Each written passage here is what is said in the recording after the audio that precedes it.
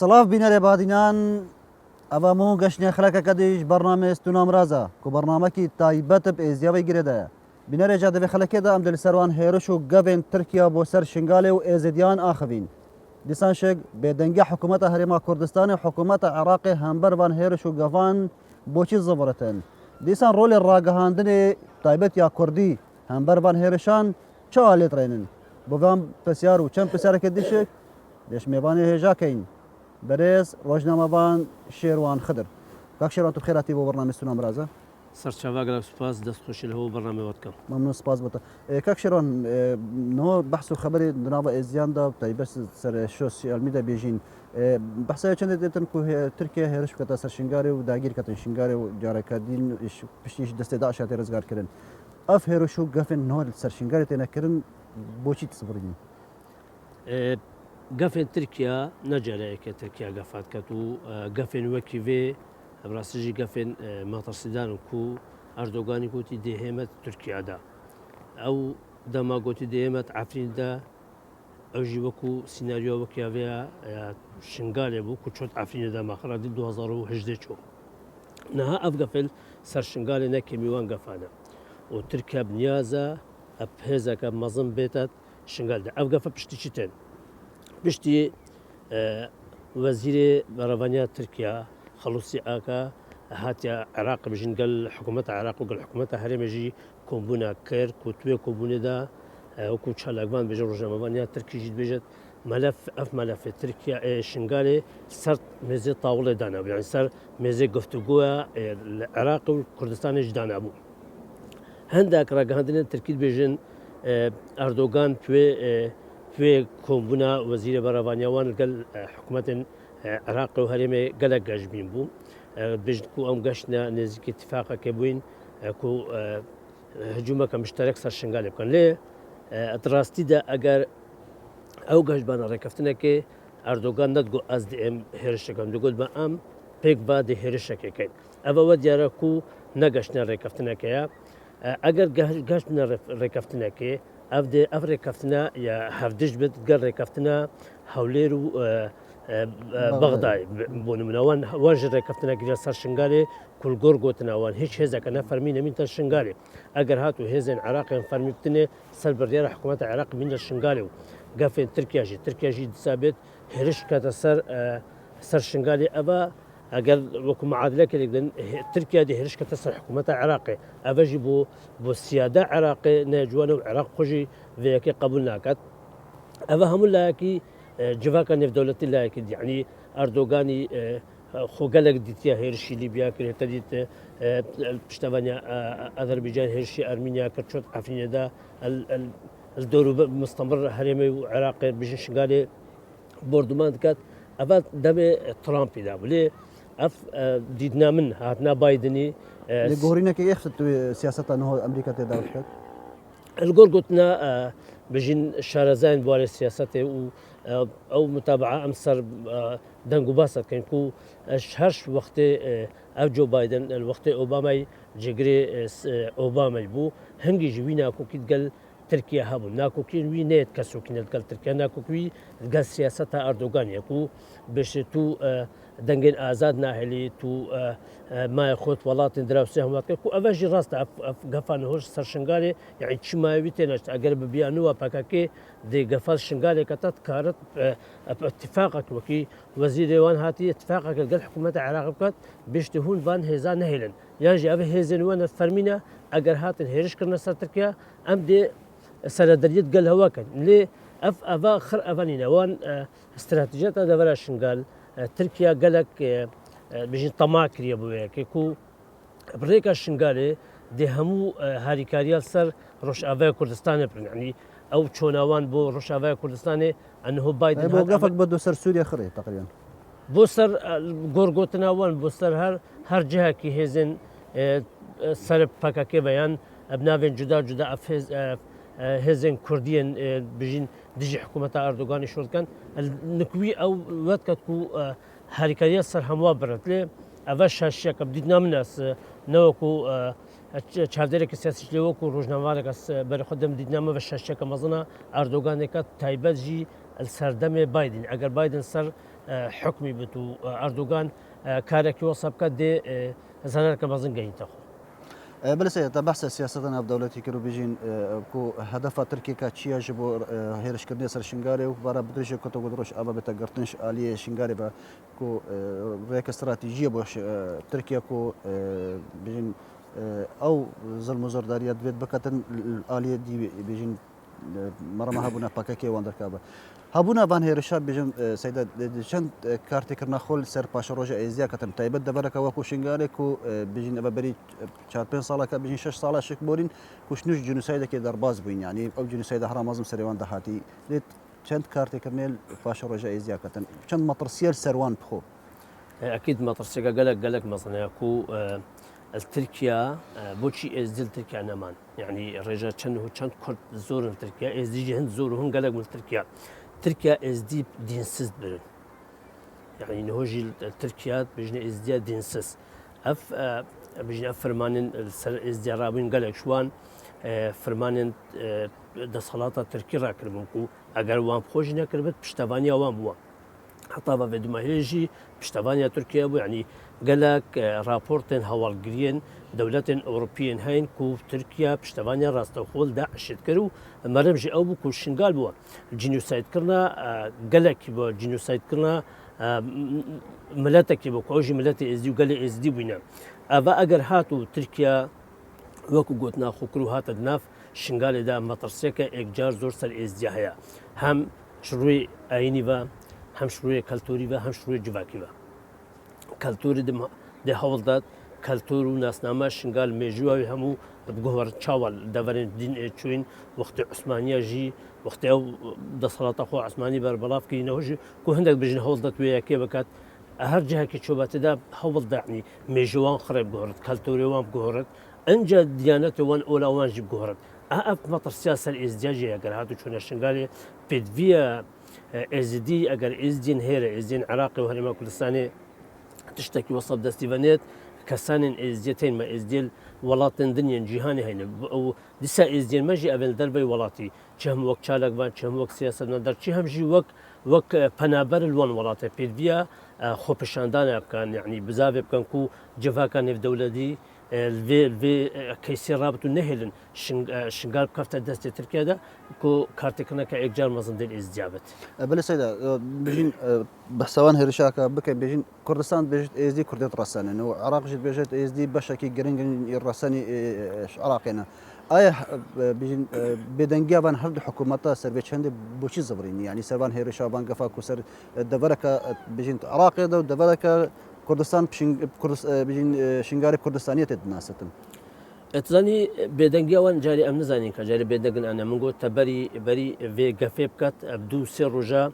وزير برلمانيا تركيا هتلقى الهردو حكومتها كومبون واكري اردوغان يعني افو اگر شوت عفرين ده 2018 پشتی هنگی لیبیا پشتی هنگی دست خو کرد ناف آذربایجان ده و چول الارمینیا ده اردوغان حسابه بوان دولتانا كت يعني جهه داخليه كو جفاكا نف دولتي برانبر فيها كي هزن دنيا بيدنگ بوين سياده ولاته هر ولاته كيتشتي سيادوي تشكينات كرامته بو ولاتنا علت افا جبلي كو افهردو حكومات برانبر ازديا بيدنگ بن كو برافانيش ازديا كان كرامتها فان دي كوفاتشت يعني سياده دولة الكوفايا اگر حكومتها هريمي بيجن هرين بيجت ازدي بشكي هار رسانه وازدي كنيات وبنيات كردانا اگر هاتو كردستان راشو دورك ازديا وكراساتك الشاشنغال مصدر بسري ازدياينا هنگي دي قوتنافان برابر بلا ازدي هيرا اگر چابت ما نبت شكما بس هكا بيجي دي پشتی هنگی بو شر داعش بيجين هندك بيانوها بنكو ما نكاري خول برك بيجون با افا هزكا تيروستي بو مشيانت وان نبن هطا جفا كان في دولتي هاتو ملو ما ازدي دسيدايلن افا بيانوك بتلي حكومتها تركيا هريم رابيتو بچتا شنغالي هيج بيانوك بحكومتها هريم نامنت حكومتها هريم كرامتها خو نل جفا كان في دولتي نل حكومتها عراق نل ولاطن دراوسي نجي نك ازدياو قلق جي كردن هاف خمن ازديا نامنت يعني أفايك يا دوي حكومة العراق حكومة العراق كهرم نولات بت عراق ولاتك سربخو سيادة هيو كتيان نف دولتي دا الأمم المتحدة هي بيدفيا أبا هولن جدي بدن أبا أردوغاني قاف كرن احتمال هندك بجم تاني قاف اللي من جارك اللي بجم دمي أردوغاني أو قفل العفرين كرين بشتي كان رجع شد عفرين ده يعني ما ترستيا ويا كي هي أردوغان بيت جارك دي بيت الشنغالي و همو تشتي الشنغالي شنو بتابع بيانو كم كوجا كدي شيء بتن بيدامي دهنجي يعني جبت بجن كوج برا كدي شيء بتن ديسا جارك دي مرات ما يزدي شوية كبر بتن هلبت اگر هات حكومة تركيا شوت شنغالي دا ماديت عفريني اثر عفريني نمونينم خو اوجي كرد بون اگر ام بجني ام ازدينا وكردين ازدينا او هر كرد بون كردين مسلمان من العفري هر ازديش لها ولا ابيا فام سري كردات انا هنگی سر اساسی نتویب اینه. اوج نه نوک ازدینش بر ازدیادینه. بیانویه که کو هزن هف پیمانان هزن بالن پککید نف شنگال دهینه. او خلق شنگال و پککه کیا خلق منو تا مروه تا بسمام ما گندی ما هاو آینه ما ازدینه يعني خلق شنگال بخونه يعني دي تركيا كيش شنگال داري خدبون منا اگر بيجي الشارع دا عمل شارع اگر هندك هزن دجي حكومة تركيا بون منا ويت داين اگر تركيا بيت بيش درك بدي كده درك خلق الشارع داري اذا هكا خلق الشنگال درك دي كوفش يعني الشنگالي بجيويه با دي كوفش بله سيد بيجي فرمانده كي شك سر كنال كي راغاندني داديار كن شنغاري كو او هيرشين تركيا بو سر شنغاري نش كو مره ما هبونا بككي بلكو اردوغان علي اسلامتك بتا ديسا جنوسايد كدي سري زياندا بينتن من قوتها چند بلکو گله جرا ببره شنغاري گله جرا فرمانده تركيا بر پرسن تركيا شنغاري بين بككل شنغاري نين هلبت اف بابت هبونا باكاكي جاريت شلا حكومة العراق بهاتيك لكن هجر هبنجت حكومة العراق دام بيدانت يعني اعتراف بيبكات كواتا هيزن فرمين صرف عراقي معنا أبيك يا دوي داعش يعني وكو شلانكي إسلامي وتركيا برانبر إزديا من قوتها همو فرمان بتريا فرمانين سر إزدياتين دولة يعني تركيا عثماني بون وكو فرمان هرب ما ظن سر إزدياتها يا فريق باشا وبشتوي فرمان هرب ماسترتر أف يا داعش بكو أفجي من قوتها رابورتين هوال جرين قالك ولا طاطت البرلمان ألمانيا دا فرميها تقوندن قوتي تركيا وناوي هندك جهة ديجينا قوتي فرمي أفان بشتبانيا داعش أكريكو بشنا الشنقار دا بشنا الموصل دا أفبويا كيكو بجمة أبو قالك نهلن قالك بكو قالي إزديا قالك رسنا خدنا فان همو فرمانا دا قرتيا وخو همو تشتخوفا قريدايا أبيك يا دويجي بركو كرد بيجن ازدي كرد رسنن بت بديتنا وان اگر ازدياش نافبن هيدي كردينيه جيش نافبن يعني بت افاديتنا كوانا دي بت اگرنا بوش يعني ازدينا يعني مطرسيه سر كردياتي بخو اگرنا ما بس شيء ازدينا نجيش يعني ازدينا دولتك ازدينا حكومتها ازدينا طب طياره هنا ازدي هاتي قالك بخو جيد برين خو بريا ولا خو عبادتها خديت كتو تشتوي باوري بي عبادتك كت نما ياخذ نهر نف ولات خدها ما ياخذ كسيناكت والولات دروجي ما ياخذ كسيناكت اگر ما عندك مرامي ديل بشتنابن تركيا بوش ديت الشنغالي بله سيدا بيجين هبون انا فانو غفانو هيرشان سر شنغاري بير ريغرا كويلوكا خلكي ما تمامش نافان كامبادا بزورتا شنغارا خوبا اسباورم اگر اف غفا بچنا بواري جباجي كندا دي 2014 خرابتر خلق الشنغالي هم اگر هو صابشت بتركيا اگر بيت تحريم كردستان رابشت او خلق ما الشنغالي البيدري نكار طبعا نكار برانبر تركيا بده هو صدي بتا هذا كاف دي ناف تركيا او وريكنا ده تبك يا دويجي دي سنوري من قلتها سنوري قروش افاج دي تقرت يعني ما ترسيك قلق ما زنتر سر ازديا ابيك يا دويجي اگر حكومة العراق بالريارة دايكو هطا مهاسي وزارة كوش بران همو درجي همو كمبا بين قرتن خەڵکێک نەوێت بچێت ئەگەر هاتوش بێ دەرچۆ شنگالی و شنگالێ ترکیە هات چی بژین مەشاد بێت شەڕی بکە یانژی بردومان بێت یانژی هەر شێوەیەکی دی خەڵک ژیانە خۆڵ خەڵکی یادیت 2014 بەسە ئێدی خەڵک ناچارنینە بچتە شنگال و جارێکە دی تووشی کارەسەتەکە مەستڵ بتەوە ولی سیدا کمیشنی علی ڕاگەهاندنی بژین گەلێک جارە بەحسایشان دەکردن و ڕاگەهاندنا بژین تایبەت یا کوردستانی لاوازە هەمبەربان هێرشان و درستی سەرکار ناکەتن تو چاوت بینی تۆ و ڕۆژەمەبانێک چاوت بینی بێ زانی ڕاگەهاندنژی گرێدای لایەنانە ئەگەر سیاسەتە لایەنێکی ڕوون نەبێت ڕاگەهاندنەوی لایەنی کار سیاسەتا خۆش ڕۆ بکات ئەڤ بنێوێ ینی ئەس بخوێن بشمە ئەڤ گەنگەشە سەرڤەیەکی نایەتەکردن هەندێک دەستگای ڕاگەهاندنێ سەر شنگالێک کارتکان ینی بژین لایەنێکی دیاریکردن نکای نابچ لایەنە بژین سەر شنگالێک کارتکەن لێ ئەوژی بمەرەم کارتکەن ینی ئەگەر بێژمەتاش 2014 هەتانەها هەندێک کەناڵات سەر شنگالێک کارکردە هەوڵدایە وەجهەکی ینی بژین ئینە جوان ئینە شرینێ شنگالی بۆ خەڵکەوتەدا دیارکردن ئەڤژی مەرەم تێدا هاوینە ئەڤژی غەڕەت تێدا سیاسەتەکە تێدا هەی ئەف کەناڵە وەسا شنگالی شورکەن یعنی بۆ نمونە بۆچی 2014دا ئەژی وید بەر دۆخێنەهادا بۆچی کەناڵێک دەچێت بێشتە پیرەمێرێکی و ژیانەوی ئەفافتی دو فەرمان یعنی کەس و کارەتوی دەسێدا ئەشدا ڕەوشای پرخرا بێشتی تو ئێزدیان تو کوردی مەنەمەرەمەکال پشت بێ پرسیاری هەیت بێتە وەجهەکی ناجوانی ناشرینێ ئێزدیا ئێشنگالێ دەتە خەڵکێ ولی سیدا دیدناتە نهۆ ئێزی پێتیوێ چی بکەن تایبەت خەڵکی مێ شنگالی پێتیوێ ئیرۆکە چی بکەن داکو خۆشوان هێرشە و گەفات دوور بکەن ینی نظام دیتنا من خەڵکی مێ هێرە چوو پێ ناکرێت ئەلا خوبگەهینتە حکوومەتێ ینی حکوومەتە عراقێ کو ئەو خوددان سیادە خوددان تاشە حکوومەتە هەرێمەشی لێ پتر القاین حکوومەتە عراق بژین کو پتر کارت کۆنتترۆلە بی بابەتی کۆش بەر پترکی ئەسڵان وە هەرێمەدا هەی يعني بيدفيناك حكومة هريمة باش تركيا نيت عاخمدا هل اصلا تركيا هريمة ده هيش بيجا صالة نقطة بيدفيا خو قلنا حكومة العراقية ابي قالي باريس نبي خلكي باريس يعني حكومة العراق شي اتناف ده هنزان اگر تركيا هات الناف شنغالي ده روشة شنغالي بنا روشة شنغالي قال خاطر بت بيدفيا ابن فيدر يخو قلنا حكومة العراق من بين هوجود بيدفيا ازدين ما نكحرت شنغال هل ازديكي عراقب الدربي عراقبة بجنية أرمينيا وروسيا وولات دمن بيدفيا هموج الهاندران الأوروبا خو پیشندان المزن كان دنگي خو بلند گهينن كو قفا كو مطرسيا كمزصر ازدهايا بلا سيدا بزون دم شندنا ما بيجين هم عليكي في حكومة هرما كردستان حكومة عراقية بدنجش عليكي دي فيش كان بينين كو جبهة روحانية ازديان ميري ازديان بابش يعني بربرسل ازديان شهبر فيش عندك بدنجن يعني نبيت بيبيلو كار شنو باب برنامج تشتغل تاريخ بنا بو راي قشتي بيجي راي العام كو هاد بنا بهانا ازديان ان او هيرشا وقفنا سكنان بنا راستي من نادية بسيارش مكتوبة شنو هندك تشتهين برا مرجفات الروحاني كو نك ازديا جفات الروحاني جفات قالك بيروزا بوست باب الشيخ نك ازديا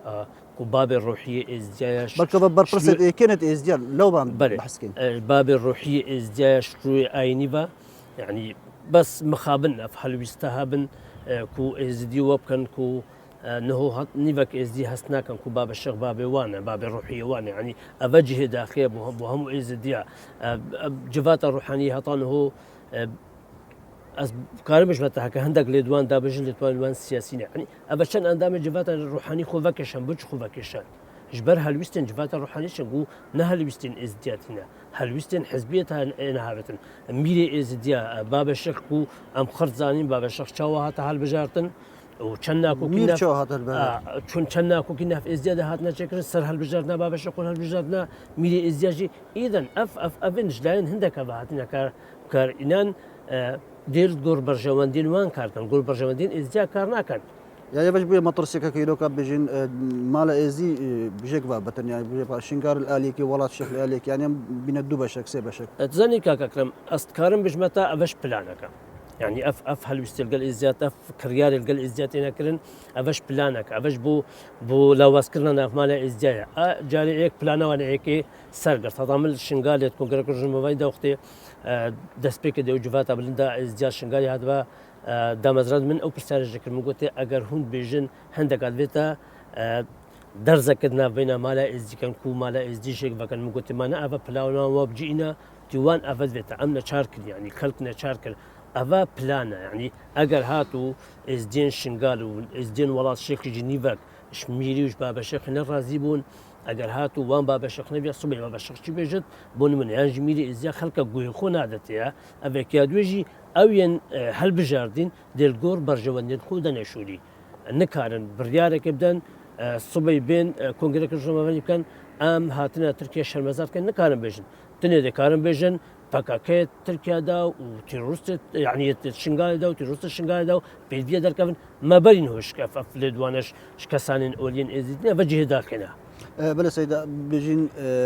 خودشك دوركش بيجي شرش تركيا وقفين وانو ديسان شيش آلية جبات الروحانيان ازداد بلكو انه بحثها هالبجارتنات هناك بسيارة ما دوما هيك بحثها هالبجارتنات بي تي في ايرو اس دي چیپ کن داکو دنگوان بيجين بوشل نبتن ياجي دنگوان نبجيكتن والله سیستمی هوی هالبجارت نبراستی سیستمی که گله زحمت بین هو بنمنا عند پارێزگاها دهۆ کە بژین ئەگەر بینەوە ئێک باز نەبن هەو بنە سێ بازنە ینی ئەvە بچەکەی مەترسیە سەردەنگێن کەمینەیان هەموو کەمینە تای بەژی بێتقارین بێژین سنووری پارێزگا دووەکە بتنێ کەمینە ئێزدیە وەکو کەمینە مایە مەسیحیەوە کۆتایین خۆتین لێ جێداکە ئێزدیا کۆتا خۆژینینە الفي دافري يعني بالدافرين دنهابن سنووری پارێزگاهێنەوە لێ الفيدرني ئەvە ئەمە ترسیە سەرزیە پێویە ئێزدی پێک بەڕوون ما بينه بحث وياك يكركو ازدينا كو كنت قال لكو عندك حولة هاد ندر بلان غيري بلانا كهات يكرن كو ازدي يكنبن لي بيد في ازدي في ما ترسيج بزانن كو اغرواني ناري خود برلمان دابت اغربون منا نهول جفات النار العراق سي نيناريتين ازدي اگر بينج بانا اگر شش بانا ادبت رابانا وكونغريك جومفاني شيكر بانا ودنگ خوبلن كربانا وهرچنا بت حكومه العراق لفان باكو افغا فلسر شنغال پێویە ئێزدی هەزرت پێیەکەیشدا بکەن و ئەگەر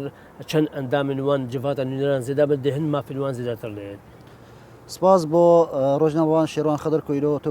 میوانی بەرنامە ستونامرازە بووی بۆ وان پێزایینە سپاس بۆتە سەرچاوە سەرکەفتی بەلە بینەرە ێژال هەرکەماتنی دمایاوێ خەلەکەش بەرنامە ستونامرازە هاتە خەلەکەکە دی و میوانەکی دیل بن چاودێریا خودێ بن